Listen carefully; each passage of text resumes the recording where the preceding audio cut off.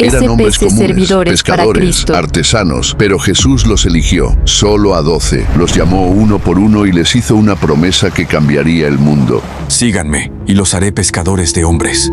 Caminaron junto a él y vieron sus milagros, lo vieron llorar, reír y resucitar muertos, pero también fueron testigos de su traición, su cruz y de algo que nadie podía explicar, su tumba vacía. Después de la resurrección, aquellos 12 hombres ya no eran los mismos. Algo ardía en su interior, un espíritu más fuerte que el miedo y más profundo que la muerte. Jesús los envió con una misión: llevar su mensaje hasta los confines de la tierra. Id y haced discípulos a todas las naciones. Lo que comenzó en las orillas de Galilea pronto se extendería a África, Asia, Europa y más allá. Pero ese mensaje tenía un precio, y todos, uno por uno, lo pagaron. En este viaje descubrirás cómo murió cada apóstol. Algunos fueron crucificados, otros desollados. Algunos murieron solos, otros juntos. Pero todos eligieron morir antes que negar a Jesús. Prepárate, porque no es solo una historia escrita con sangre, es la historia del sacrificio de los padres de la iglesia. Lo que estás a punto de ver no es solo el final de 12 hombres, es el inicio de una fe que jamás se detuvo. Esteban. El primer mártir llegó pronto. Solo habían pasado 2 años desde la crucifixión de Cristo, cuando el primer discípulo murió por lo que había visto. Su nombre era Esteban, y su fe lo llevaría a enfrentar el primer gran martirio. No era uno de los 12, no fue llamado en Galilea, ni compartió el pan en la última cena, pero fue parte de esa primera comunidad que vivió con un fuego nuevo en el corazón. El Espíritu Santo ardía en ellos, y entre todos, Esteban brillaba. Las Escrituras dicen que era un hombre lleno de gracia y de poder, y que hacía grandes prodigios entre el pueblo. Pero no era solo lo que hacía, era lo que decía. Esteban hablaba con una autoridad que no venía de la tierra. Su boca proclamaba el nombre de Jesús.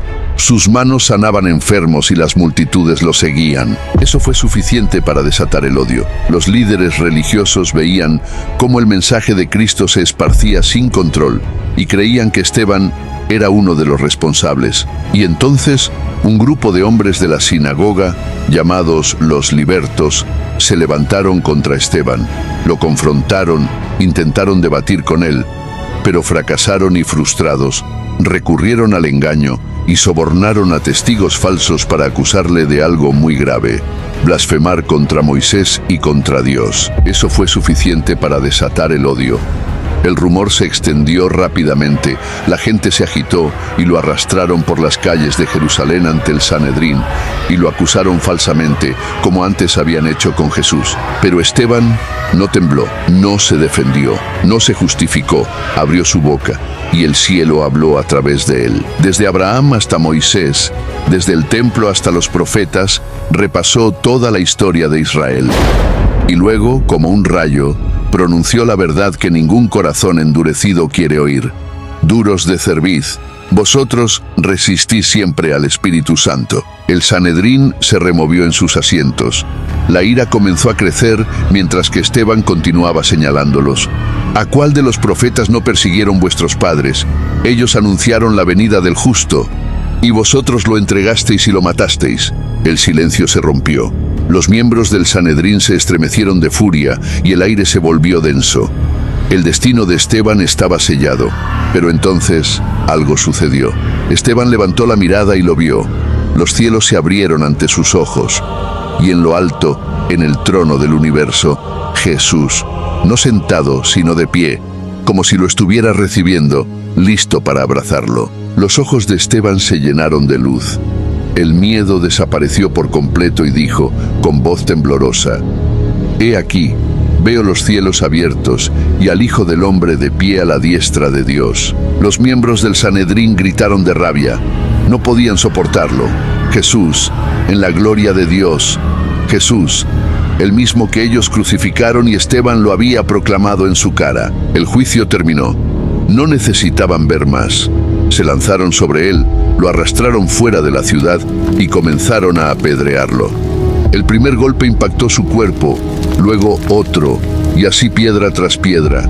Pero Esteban no gritó, no maldijo, ni rogó por su vida. Los hombres que lanzaban las piedras se quitaban los mantos para no mancharse con la sangre del justo. Un joven fariseo los cuidaba.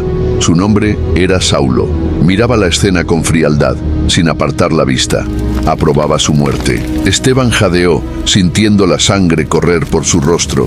Le quedaba un último aliento y sus labios pronunciaron una última intercesión. No por él, sino por ellos. Señor, no les tomes en cuenta este pecado. Y entonces cerró los ojos y murió. Esteban fue el primero en morir por Jesús, y lo hizo como su maestro, perdonando.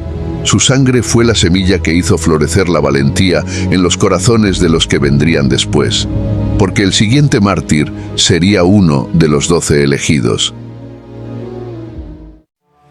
Santiago. El primero de los 12 apóstoles que murió por el nombre de Jesús fue Santiago. Era el hermano de Juan, también pescador del mar de Galilea, y uno de los primeros en dejarlo todo cuando Jesús le dijo, «Sígueme». Santiago fue parte del círculo íntimo de Jesús. Estuvo allí en momentos que otros no vivieron. Fue testigo de la resurrección de la hija de Jairo. Fue uno de los 3 que vio a Jesús transfigurado en el monte, y uno de los que se durmió mientras Jesús lloraba sangre en Getsemaní. Y cuando el Espíritu Santo descendió en Pentecostés, fue como si el fuego lo despertara por dentro. Se llenó de valentía y su voz comenzó a resonar en Jerusalén, predicando que el rey había vencido a la muerte, y por eso fue marcado. La ciudad estaba cambiando, el número de creyentes crecía, y Herodes Agripa I, con sed de poder y buscando favor del Sanedrín, decidió enviar un mensaje claro, un mensaje de miedo. Eligió al más visible, al más valiente, Santiago. Lo arrestaron sin aviso y no hubo juicio justo, solo una sentencia rápida, muerte por la espada. Y sin embargo, en medio de la injusticia, ocurrió algo inesperado. El soldado que debía custodiar a Santiago hasta el lugar de la ejecución se conmovió. Tal vez fue la paz en los ojos de Santiago, sin odio, sin rencor, o tal vez fue el Espíritu de Dios tocando un alma endurecida. No lo sabemos con certeza, pero sí sabemos esto. Ese mismo verdugo se arrodilló junto a él, confesó a Cristo y pidió morir con él. Y así fue. Los 2 fueron llevados fuera de la ciudad, el apóstol Santiago y aquel hombre anónimo que, en el último momento, eligió la eternidad. Al amanecer, la espada cayó sobre su cuello, y así murió el primer apóstol que dio su vida por Jesús. Pero la historia de Santiago no terminó allí.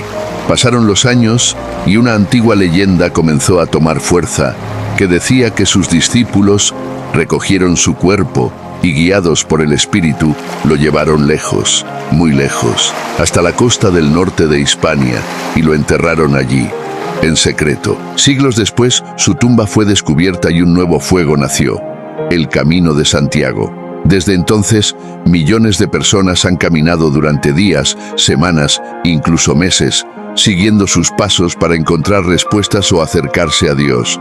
Porque la sangre de Santiago se transformó en camino. En realidad, Santiago no fue el primero de los 12 apóstoles en morir. El primero fue Judas Iscariote, pero no murió como mártir, sino como traidor.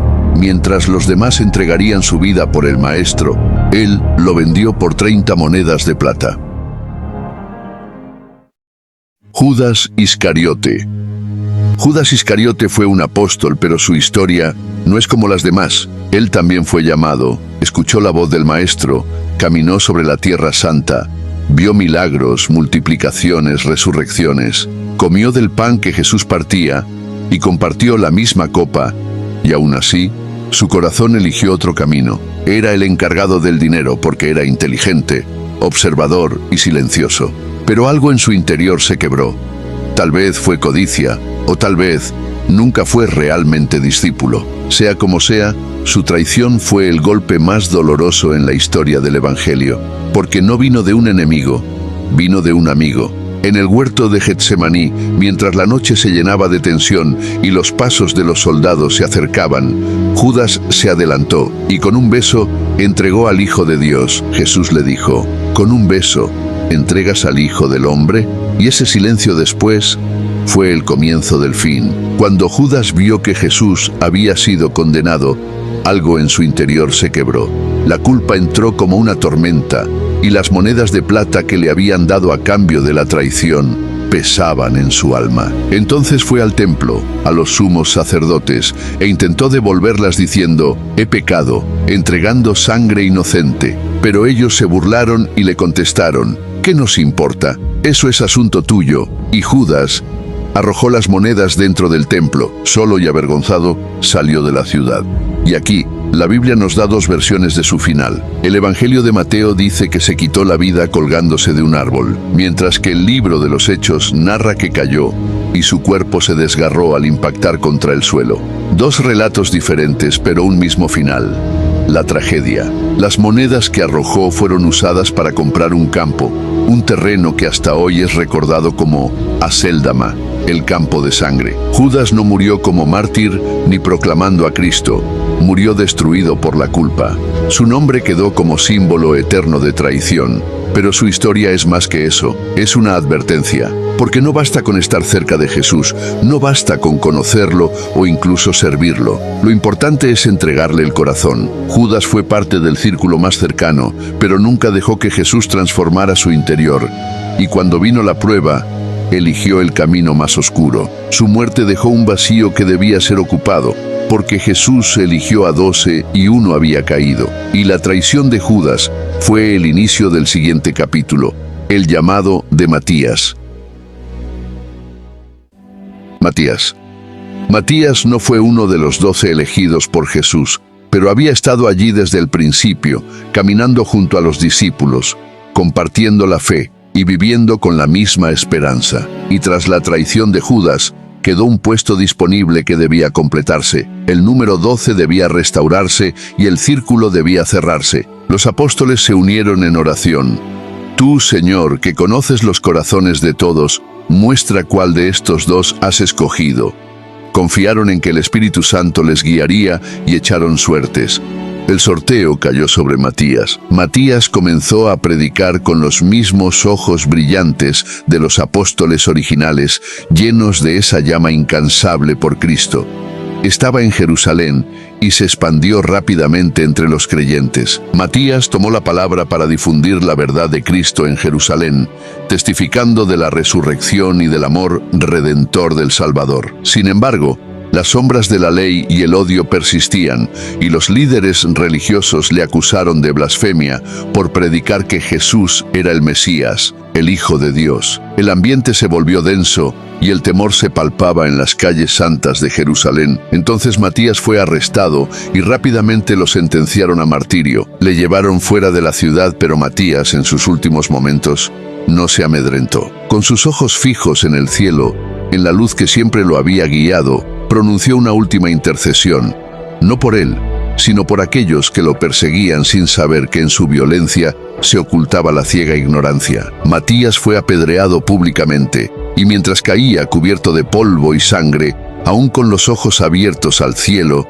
un soldado romano se acercó y con una espada afilada le cortó la cabeza. Y así, con la sangre derramada en las calles de Jerusalén, se cumplió la voluntad de Dios. El número de los 12 se restauró. Matías no buscó la gloria terrenal, sino que entregó su vida como un humilde testimonio de amor. Después del martirio de Matías en Jerusalén, la llama del Evangelio continuó extendiéndose hacia el norte, y uno de los que allí predicaba fue alcanzado. Andrés, el hermano de Pedro, era un discípulo silencioso y un misionero incansable. Fue uno de los primeros en escuchar la voz del Maestro. De hecho, antes de seguir a Jesús, fue discípulo de Juan el Bautista, y cuando Juan señaló con el dedo a Jesús y dijo: «He ahí el Cordero de Dios», Andrés lo creyó y, emocionado, corrió a buscar a su hermano Pedro y le dijo: «Hemos hallado al Mesías». Y desde aquel momento nunca volvió atrás. No fue parte del círculo más íntimo como Pedro, Santiago o Juan, pero Andrés siempre estuvo ahí, pero sin desear el protagonismo. Y después de la resurrección, su voz se volvió fuerte. Andrés predicó en lugares donde nadie quería ir. Viajó por Asia Menor, por Escitia, y llegó finalmente a Acaya, en la región de Patras, Grecia. Allí, en tierra extranjera, Se levantó como testigo del Dios vivo, y por eso fue condenado. El procónsul de la ciudad, enfurecido por las conversiones provocadas por Andrés, lo arrestó y le exigió que dejara de predicar. Pero Andrés se negó, y entonces lo sentenciaron a morir crucificado. Pero cuando le mostraron la cruz, Andrés sonrió y dijo algo que desconcertó a sus verdugos. Durante años he deseado este momento. No me avergüenzo de la cruz, porque en ella mi maestro venció al mundo. Y pidió una única cosa, que no lo crucificaran como a Jesús, porque no se sentía digno de morir igual que su Señor.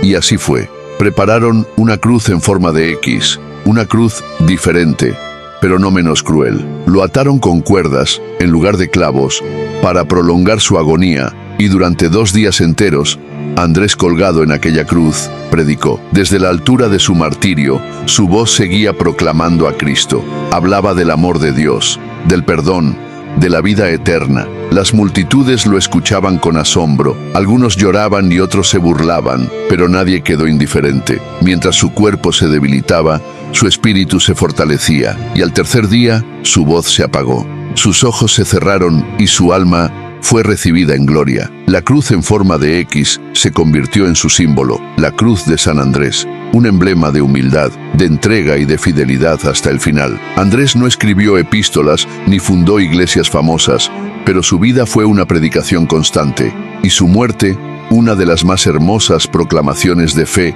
que la historia recuerda. Después de la muerte de Andrés en Grecia, el evangelio ya resonaba en todo el imperio, pero la persecución también se intensificaba, y en el centro de todo, en Roma, estaba su hermano, Pedro, el líder de los 12. Pedro. Su nombre era Simón, pero Jesús lo llamó Pedro, y le dijo: «Sobre esta roca edificaré mi iglesia, y las puertas del Hades no prevalecerán contra ella». Pedro fue el líder de los 12, el primero en hablar, el primero en decir: «Tú eres el Cristo, el Hijo del Dios viviente», y el primero en andar sobre el agua, pero también el primero en negar a Jesús. Aquella noche, cuando Jesús fue arrestado, Pedro lo siguió de lejos y frente al fuego del patio del sumo sacerdote, negó conocerlo 3 veces. El gallo cantó y Pedro lloró amargamente, pero el maestro no lo desechó. Cuando Jesús fue a buscarlo y junto a las brasas del amanecer, en una playa de Galilea, le preguntó 3 veces: «¿Me amas?». Y 3 veces Pedro respondió: «Señor, tú lo sabes todo, tú sabes que te amo». Entonces Jesús le dijo: «Apacienta mis ovejas. En verdad te digo, cuando seas viejo, extenderás tus manos, y otro te ceñirá y te llevará donde no quieras». Pedro entendió que aquello no era solo una restauración, era una profecía. Un día moriría por él. Pedro fue restaurado y perdonado. Después de Pentecostés, Pedro predicó con una autoridad trascendida de este mundo y miles se convirtieron en un solo día. Sanó enfermos, resucitó muertos, enfrentó al Sanedrín sin temor, y cuando llegó su tiempo, salió de Jerusalén y llevó el evangelio hasta el corazón del imperio, Roma. Allí, en la ciudad de los Césares, fundó la iglesia que resistiría siglos de persecución, pero en el año 64 después de Cristo, bajo el gobierno del emperador Nerón, lo alcanzó el juicio. El emperador Nerón había perseguido a los cristianos durante su reinado, pero la persecución más cruel ocurrió después del gran incendio de Roma, en el año 64 después de Cristo. El devastador incendio arrasó gran parte de la ciudad de Roma, destruyendo numerosos distritos y causando gran sufrimiento y devastación. Aunque las causas exactas del incendio no están claras, hubo rumores de que Nerón mismo había ordenado el incendio para despejar terreno para sus proyectos de construcción, como su lujoso palacio, la Domus Aurea. Y para desviar la atención y las acusaciones de su persona, Nerón necesitaba un grupo a quien culpar, y el emperador Nerón señaló a los cristianos y dijo que ellos habían provocado el fuego. La persecución fue brutal. Los cristianos fueron arrestados en gran número y se les sometió a torturas y terribles ejecuciones. Algunos fueron cubiertos con pieles de animales y devorados por perros. Otros fueron crucificados y algunos fueron quemados vivos para servir como iluminación nocturna en los jardines de Nerón. Y entre ellos estaba Pedro. Fue arrestado y condenado a muerte, muerte, la sentencia, crucifixión. Pero cuando los soldados romanos le anunciaron cómo moriría, Pedro hizo una última petición y dijo: «No soy digno de morir como mi Señor, crucificadme boca abajo». Y así fue. En una colina polvorienta de Roma, la colina del Vaticano, alzaron una cruz invertida y en ella colgaron al apóstol Pedro. No huyó, ni gritó ni maldijo. Colgado boca abajo, Pedro entregó su espíritu. Su sangre se derramó sobre la tierra de un imperio que intentó aplastar el Evangelio, y sin saberlo, lo sembró. Hoy, sobre esa misma colina, se levanta una de las iglesias más grandes del mundo, la Basílica de San Pedro. Pero su verdadero legado no está en piedra ni en mármol, está en cada corazón que ha sido restaurado por la gracia, en cada creyente que ha caído, ha llorado y ha sido levantado. Porque Pedro no fue perfecto, fue impulsivo, terco y humano, pero también fue valiente, fue perdonado y fue fiel hasta el final. Pero Pedro no fue el único apóstol eliminado por el emperador Nerón. Pablo. ¿Recuerdas la muerte de Esteban por lapidación? Un joven fariseo observaba la escena.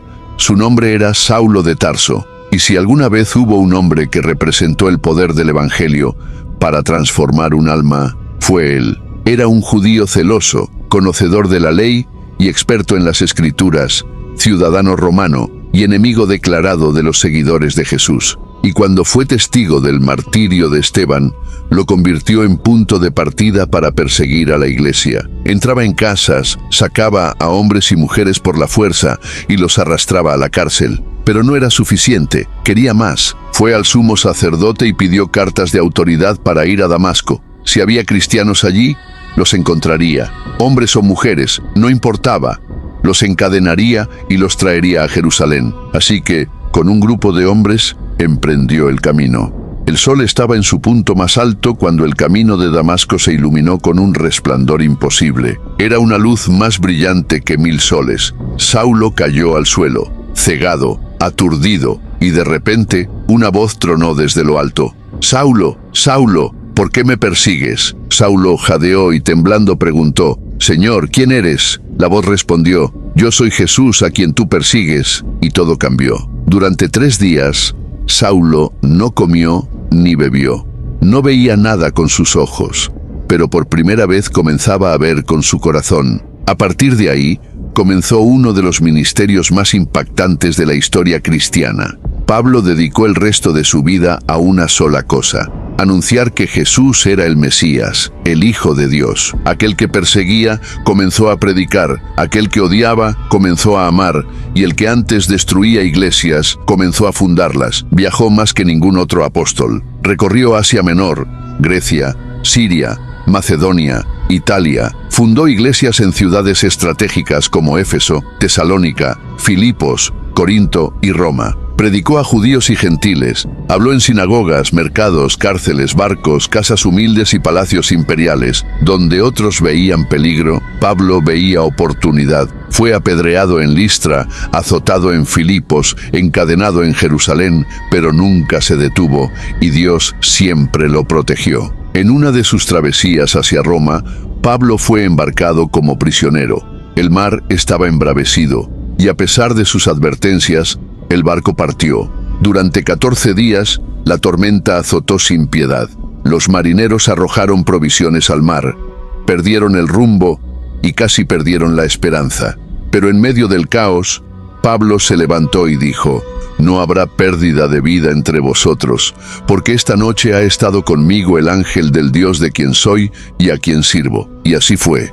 La nave encalló cerca de una isla llamada Malta, y aunque el barco se hizo pedazos, ni una sola vida se perdió. Ya en la isla, los lugareños los recibieron con hospitalidad. Encendieron una hoguera para calentarlos, y mientras Pablo recogía leña, salió entre los troncos y se aferró a su mano y le mordió. Los ojos de los isleños se abrieron con horror. Sabían bien lo que eso significaba.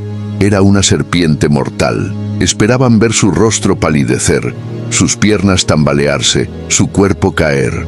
Pero Pablo sacudió la serpiente en las llamas y siguió hablando como si nada. Ni se hinchó, ni cayó, ni murió. Entonces el asombro llenó la isla, y empezaron a alabarlo creyendo que era un dios. Pero Pablo no aceptó la adoración, no permitió que se arrodillaran ante él. En lugar de eso, habló de Cristo, predicó el Evangelio y con sus manos sanó a muchos enfermos de la isla, dejando claro que no era él el que sanaba, era Cristo en él. Pasado el invierno, los romanos permitieron que Pablo siguiera su viaje y finalmente, después de tormentas, naufragios y milagros, llegó a Roma. Pero no como predicador libre, sino como prisionero. Y aún así, ni las cadenas, ni los muros, ni los guardias pudieron detenerlo. Desde allí, escribió cartas desde celdas, convirtió a carceleros, predicó a reyes y formó discípulos que llevarían su legado mucho más allá de su vida. Pablo no fue uno de los 12, pero sus palabras se volvieron escritura y sus cartas, parte viva del Nuevo Testamento. Y cuando finalmente llegó a Roma, no como libre, sino como prisionero, continuó haciendo lo que siempre había hecho, anunciar el Evangelio.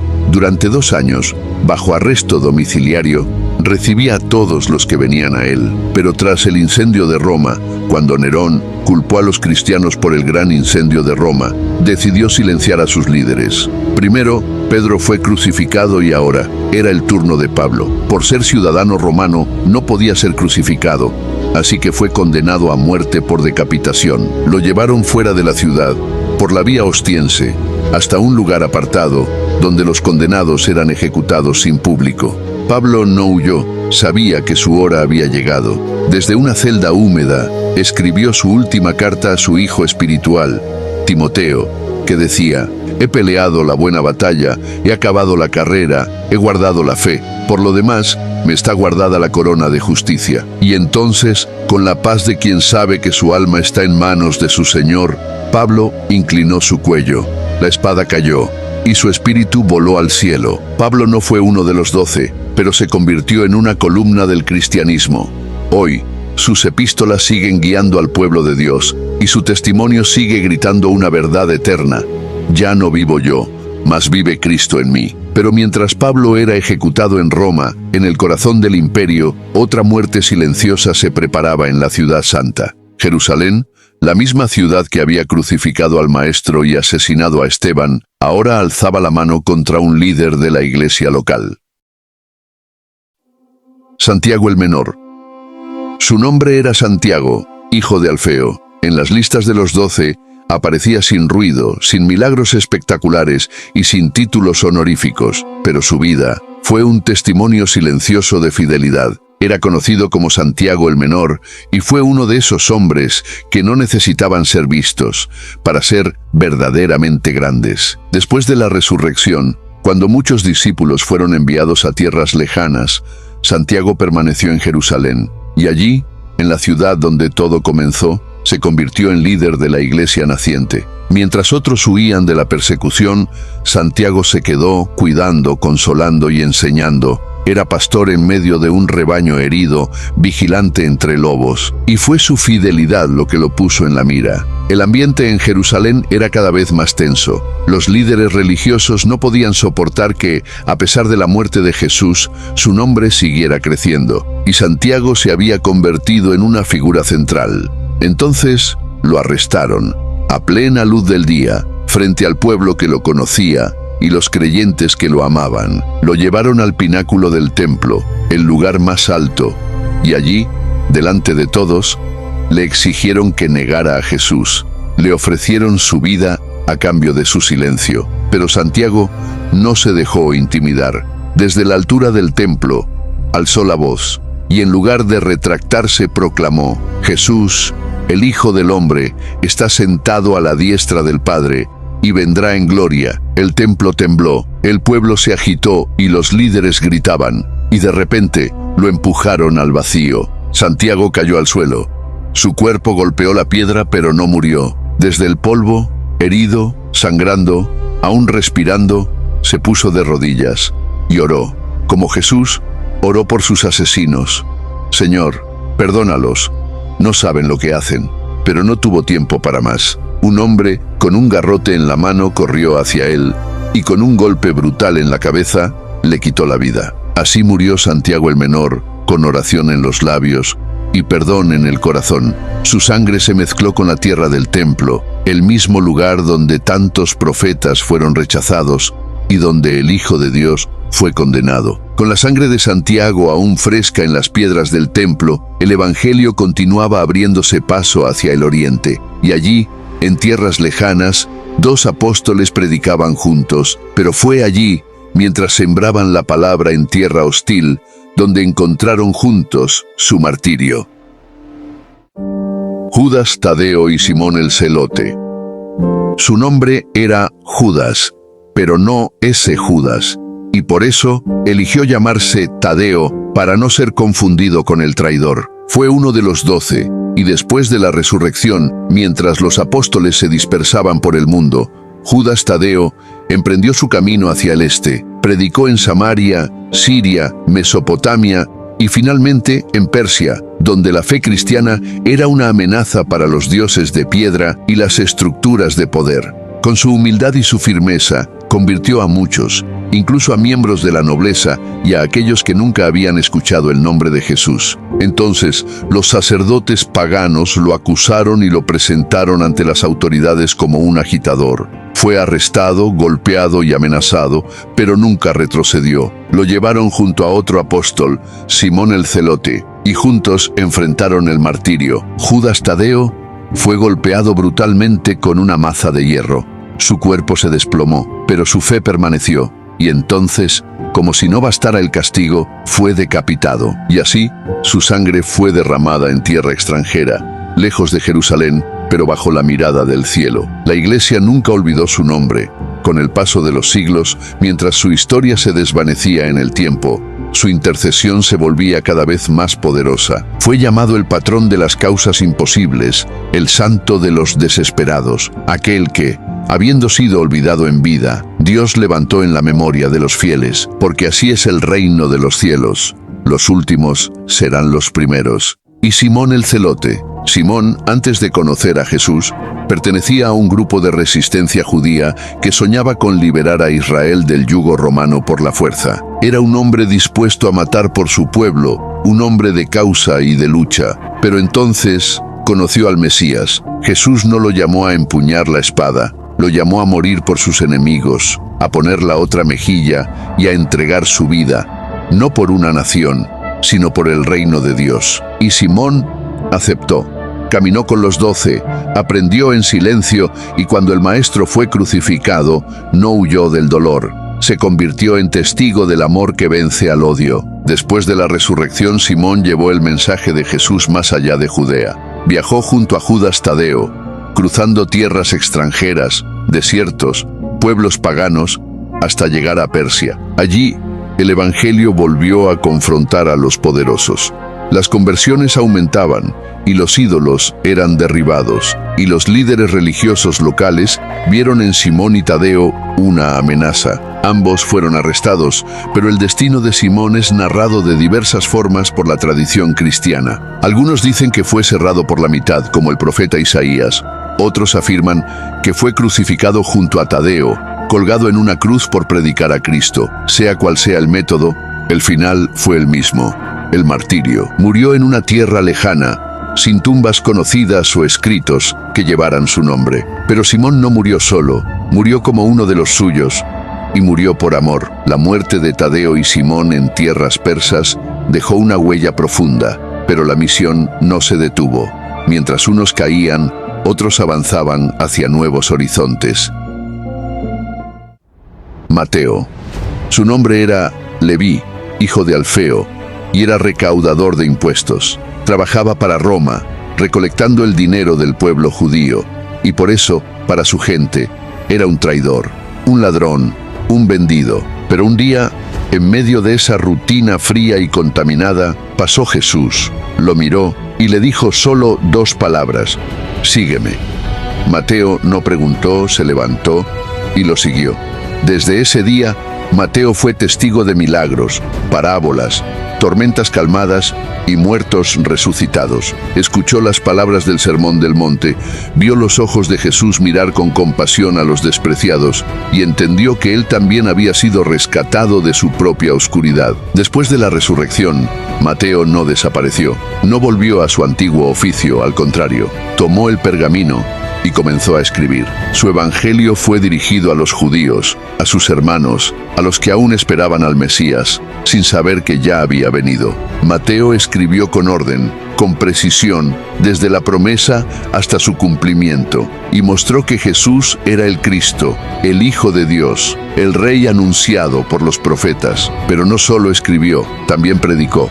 Viajó por Etiopía, Persia y otras regiones de África y Asia, llevando el evangelio a lugares donde nunca se había escuchado ese nombre, hasta que un día, mientras celebraba misa, lo rodearon. Los líderes religiosos de la región, enfurecidos por las conversiones, lo acusaron de destruir sus tradiciones, de hablar contra sus dioses y de proclamar un reino que no podían ver. Lo atacaron con violencia. Algunos relatos dicen que fue apedreado hasta la muerte. Otros, que fue apuñalado brutalmente con una espada mientras servía la Eucaristía. Pero todos coinciden en algo: murió con los ojos puestos en Cristo. No abandonó la cruz que había tomado aquel día en la mesa de los impuestos. Murió como vivió después del llamado, obedeciendo. Hoy, millones leen las palabras de su evangelio, sin saber que cada línea fue escrita por un hombre que renunció a todo por seguir al Maestro. Porque Mateo no solo escribió sobre Jesús, murió por él, y su sangre, derramada lejos de casa, es testimonio eterno de que nadie está demasiado lejos como para ser alcanzado por la gracia. Después de la muerte de Mateo, el evangelio siguió cruzando fronteras, más allá de África y Persia, hacia tierras aún más lejanas y aún más hostiles. Uno de los que se atrevió a ir hasta el fin del mundo sería el siguiente en ser silenciado: Tomás. Su nombre era Tomás, pero el mundo lo conoce por otro nombre, el incrédulo. La historia lo marcó por aquel momento, después de la resurrección, cuando los otros discípulos dijeron: «Hemos visto al Señor», y él respondió: «Si no veo en sus manos la señal de los clavos, y meto mi dedo en el lugar de los clavos, y mi mano en su costado, no creeré». Pero esa frase no fue el final de su historia, fue el comienzo. 8 días después, Jesús se apareció de nuevo y esta vez Tomás estaba allí. El Maestro no lo rechazó, solo extendió sus manos y dijo: «Pon aquí tu dedo, y no seas incrédulo, sino creyente». Entonces Tomás, quebrado por dentro, cayó de rodillas. No necesitó tocar, solo verlo fue suficiente, y pronunció una de las confesiones más poderosas de toda la Escritura: «Señor mío y Dios mío». Desde ese momento, Tomás nunca volvió a dudar. Después de Pentecostés, Tomás fue uno de los que viajó más lejos. Mientras otros predicaban en Asia Menor o Europa, él se dirigió hacia el este, a través de Persia y hasta la India. Sí, el apóstol que dudó fue quien llevó el evangelio hasta los confines más remotos. Allí, en lo que hoy es Chennai, fundó comunidades cristianas, bautizó nuevos creyentes, levantó iglesias y se convirtió en una figura venerada por la verdad que predicaba. Pero predicar a Cristo en tierra de ídolos no era seguro. Las conversiones incomodaron a los líderes religiosos locales. Lo vigilaron, lo amenazaron y un día lo esperaron. Mientras Tomás oraba en una colina sagrada, lo rodearon de repente y con varias lanzas. Lo atravesaron con furia. Su cuerpo cayó al suelo y su sangre regó la tierra que él había sembrado con el mensaje del Evangelio. Y así murió, orando de rodillas, firme hasta el último aliento. Aquel que un día dijo: «Si no veo, no creeré», terminó muriendo por aquello que creyó con toda su alma. Su tumba permanece en la India hasta hoy, y millones lo veneran como el apóstol que llevó la fe hasta los rincones olvidados, como el hombre que necesitó ver, pero que luego vivió por fe. Tras la muerte de Tomás en la lejana India, otro apóstol caminaba esas mismas rutas difíciles, cruzando Asia y proclamando el nombre de Cristo entre culturas desconocidas, y enfrentaría una de las muertes más crueles de todas. Bartolomé. Antes de conocer a Jesús, Bartolomé se llama Natanael y era un hombre sincero, estudioso de la ley, profundamente judío pero también escéptico, porque no se dejaba impresionar fácilmente, y cuando escuchó por primera vez que el Mesías venía de un lugar tan insignificante como Nazaret, su respuesta fue inmediata. ¿De Nazaret puede salir algo bueno? Era una pregunta cargada de duda, pero también de honestidad. Natanael no fingía fe, no seguía por moda ni por presión, y entonces un día su amigo Felipe le presentó a Jesús. Pero antes de que Natanael pudiera hablar, el maestro ya lo conocía, lo miró y le dijo: «He aquí un verdadero israelita en quien no hay engaño». Natanael se sorprendió y contestó: «¿De dónde me conoces?». Y Jesús respondió con una ternura que desarmó toda incredulidad: «Antes que Felipe te llamara, cuando estabas debajo de la higuera, te vi». Nadie sabía lo que Natanael había orado, pensado o sentido bajo aquella higuera, excepto Dios. Y entonces, con los ojos llenos de asombro, confesó: «Rabí, tú eres el Hijo de Dios, tú eres el Rey de Israel». Desde aquel día, Bartolomé jamás se apartó. Después de la resurrección, cuando los apóstoles fueron enviados a anunciar el Evangelio por todo el mundo, Bartolomé partió hacia tierras desconocidas. Predicó en Arabia, Persia, la India, Mesopotamia y finalmente en Armenia.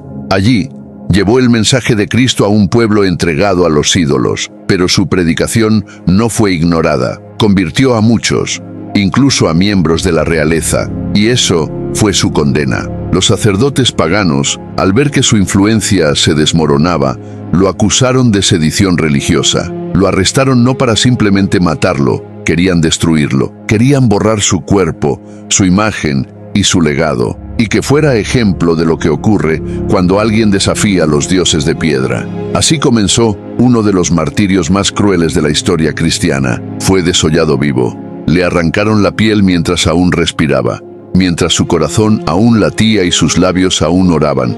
Y después lo decapitaron. Su cuerpo fue enterrado en tierra extranjera, pero su testimonio quedó grabado para siempre. Con el paso de los siglos, los artistas cristianos comenzaron a representarlo con un cuchillo en la mano, o incluso sosteniendo su propia piel, como símbolo del precio que pagó por ser fiel. Porque Bartolomé murió con el rostro al cielo, el rostro que Jesús había mirado un día y había llamado sin engaño, y así fue hasta el final. Pero tras el desgarrador martirio de Bartolomé, nadie podía prever que el siguiente apóstol en caer sería justamente su amigo Felipe, el mismo que le había presentado a Jesús en Galilea.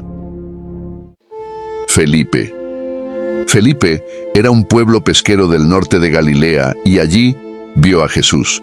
Y cuando lo llamó, no dudó. Con el corazón ardiendo, corrió a buscar a su amigo Natanael, el que después sería Bartolomé, y le dijo: «Hemos hallado a aquel de quien escribió Moisés en la ley y también los profetas, a Jesús, el hijo de José, de Nazaret». Y cuando Natanael dudó, Felipe no discutió. No intentó convencerlo con argumentos, solo le dijo una frase que cambiaría su historia para siempre: «Ven y ve». Ese era Felipe, sencillo, directo y lleno de convicción. Estuvo allí cuando Jesús alimentó a 5.000. Y después de la resurrección, Felipe no se quedó en Jerusalén. Llevó el Evangelio hacia el norte y el oeste. Predicó en Siria, Asia Menor, y finalmente llegó a Hierápolis, una ciudad griega llena de templos paganos. Allí, como en muchos otros lugares, la luz del Evangelio comenzó a romper la oscuridad. Felipe predicaba con pasión, con sabiduría y un mensaje claro: Jesús es el Hijo de Dios. Ha resucitado y es el único camino. Muchos creyeron, entre ellos la esposa del procónsul romano. Fue ella quien buscó a Felipe en secreto y le pidió saber más de ese Jesús del que hablaba. Felipe le habló de la cruz, del perdón, del reino eterno y de un Dios que no exigía sacrificios, sino que Él mismo se había entregado en sacrificio. Las palabras penetraron su alma y esa noche creyó y fue bautizada. Cuando su marido, el procónsul, lo supo, estalló en furia. ¿Cómo podía un predicador extranjero sin rango, sin espada, sin ejército, haber conquistado el corazón de su esposa? Lo vio como una herejía y una humillación. Furioso, mandó arrestar a Felipe y lo condenó públicamente. No solo para castigarlo, sino para hacer de su ejecución un espectáculo de advertencia. Quería hacerlo callar, pero no pudo. Incluso en cadenas, Felipe seguía hablando de Cristo. Entonces la sentencia fue decidida. Algunos dicen que fue apedreado públicamente por las autoridades religiosas de la ciudad. Otros que fue crucificado boca abajo, como Pedro. Sea como fuere, murió proclamando a Jesús, porque Felipe nunca dejó de predicar a Jesús. Y cuando su voz se apagó, ya había encendido un fuego que ni Roma pudo apagar. Y tras la muerte de Felipe, solo quedaba un apóstol con vida, el más joven cuando todo comenzó, y ahora el más anciano, el apóstol Juan. Juan, todos habían muerto. Pedro en Roma, crucificado boca abajo. Santiago, degollado en Jerusalén. Andrés, atado a una cruz en forma de X. Tomás, atravesado por lanzas. Felipe, colgado por su fe. Bartolomé, desollado vivo. Mateo, apuñalado durante la misa. Simón y Tadeo, asesinados en tierras paganas. Matías, lapidado. Hasta el traidor había muerto por su culpa. Solo quedaba uno. Juan, el más joven de todos. Y ahora, el último anciano. Era el único cuyos ojos aún recordaban con nitidez el rostro del Maestro. Porque Juan fue testigo de todo. Junto con su hermano Santiago, fue llamado por Jesús mientras arreglaban las redes en el mar de Galilea. Pero a Juan, Jesús no solo lo llamó, lo amó. Las Escrituras no lo dicen abiertamente, pero una y otra vez lo señalan como el discípulo a quien Jesús más amaba. Juan entendía el corazón del Maestro y el Maestro confiaba en el suyo. Estuvo en la transfiguración, cuando Jesús brilló como el sol. Estuvo junto a él en Getsemaní, cuando el Hijo de Dios lloró sangre. Y mientras los demás discípulos huían, Juan fue el único que permaneció al pie de la cruz. Allí, mientras la sangre del Cordero caía sobre la tierra, Jesús lo miró, y con el último aliento del amor, le confió a su madre: «Mujer, he ahí tu hijo, he ahí tu madre». Desde ese día, Juan cuidó de María como hijo y como discípulo. Después de la resurrección, fue uno de los primeros en correr al sepulcro con fe, y fue el primero en llegar, pero no entró. Esperó a Pedro, y cuando vio la tumba vacía, creyó desde el primer instante. Con los años, su ministerio creció. Viajó, predicó, escribió y se convirtió en el padre espiritual de muchas iglesias, especialmente en Éfeso. Fue el único apóstol que no murió martirizado, pero eso no significa que no sufrió, porque Juan vivió más que todos, pero también vio morir a todos, uno a uno, vio a sus amigos, a todos sus hermanos de misión, ser asesinados, y él seguía aquí. Vivió la soledad del que ha visto demasiado, y también fue arrestado y perseguido. Fue llevado a Roma, donde el emperador Domiciano quiso hacerlo callar y ejecutarlo de la forma más brutal posible, arrojándolo en una olla de aceite hirviendo. El pueblo esperaba verlo gritar, derretirse y desaparecer entre llamas y dolor. Pero no gritó ni murió, ni siquiera se quemó. Salió de aquella olla como salió Daniel del foso, totalmente indemne. Salió sin quemadura alguna, como si el fuego reconociera que ese cuerpo ya estaba lleno del Espíritu Santo. Los romanos no sabían qué hacer con él, y temiendo que su supervivencia se convirtiera en una señal divina, el imperio optó por hacerlo desaparecer, enviándolo lejos. Y así lo exiliaron a una isla desierta, rocosa y aislada, la isla de Patmos. Allí, rodeado de soledad, de viento, de mar, Dios volvió a hablar, y fue en esa isla, en el día del Señor, cuando Juan recibió una visión que ningún ojo humano había contemplado antes. Un día, mientras oraba en la soledad de la isla, escuchó una voz que resonó como una trompeta que rompía el cielo, que dijo: «Yo soy el Alfa y la Omega, el primero y el último». Juan se detuvo, el corazón se le agitó. De repente ya no estaba en la isla, el cielo se había abierto y entonces lo vio. Vio a Jesús, pero no al Jesús que él recordaba. Era fuego, glorioso, eterno. Vi a uno semejante al Hijo del Hombre, vestido con una ropa que llegaba hasta los pies. Su cabeza y sus cabellos eran blancos como blanca lana, sus ojos como llama de fuego, sus pies semejantes al bronce bruñido, y su voz como estruendo de muchas aguas. Juan no pudo soportar la revelación y cayó al suelo, pero entonces Jesús puso su mano en su hombro y le dijo: «No temas, yo soy el que vive, estuve muerto, pero he aquí, vivo por los siglos de los siglos, y tengo las llaves de la muerte y del Hades. Y en ese instante, el cielo descargó su mensaje. Dios le reveló el destino final de la humanidad y la gloria eterna de Dios, y le instruyó que escribiera todo lo que viera. Y Juan escribió el libro del Apocalipsis. Juan recibió todas las visiones, las cartas a las 7 iglesias, el trono del Cordero, el libro sellado, los jinetes, las trompetas, los juicios, la caída de Babilonia y finalmente, la Nueva Jerusalén, la ciudad santa. Y así, desde la isla más olvidada del imperio, Juan escribió las palabras que sellarían el último libro de la Biblia. Juan pasó años en Patmos, años de soledad y de visiones, hasta que un día el exilio terminó. El emperador Domiciano había muerto y su sucesor permitió el regreso de los exiliados. A su llegada, los cristianos de Asia Menor lo recibieron con lágrimas y alegría. Los ancianos de las iglesias lo abrazaban mientras los creyentes lo miraban con asombro. Era el último testigo vivo de Jesús. Juan no dejó de enseñar, de exhortar, de fortalecer a la iglesia. Los tiempos eran difíciles, porque las falsas doctrinas se infiltraban y algunos negaban que Jesús era el Hijo de Dios, mientras otros corrompían el Evangelio con engaños.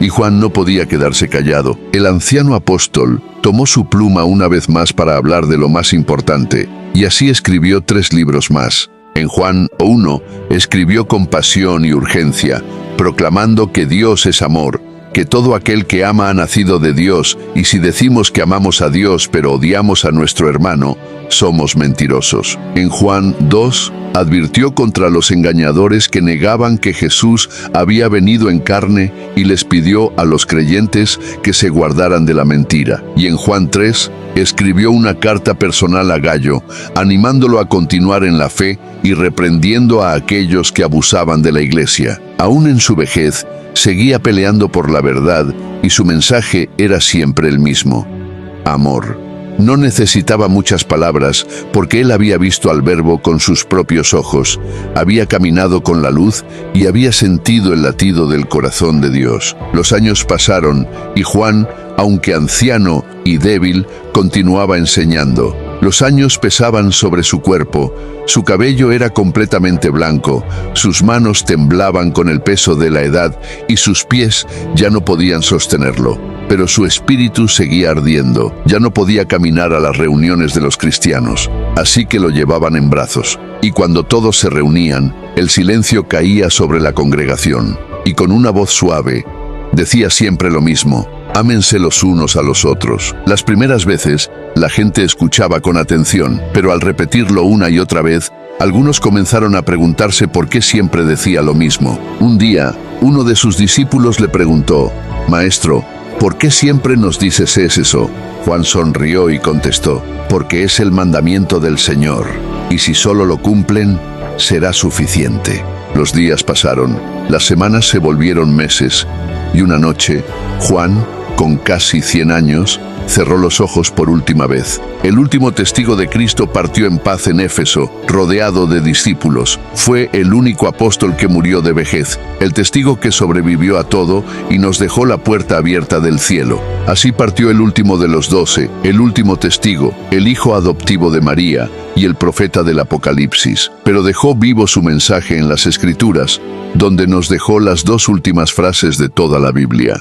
El que da testimonio de estas cosas dice: «Ciertamente vengo en breve. Amén. Sí, ven, Señor Jesús». La gracia de nuestro Señor Jesucristo sea con todos vosotros. Amén. Fin.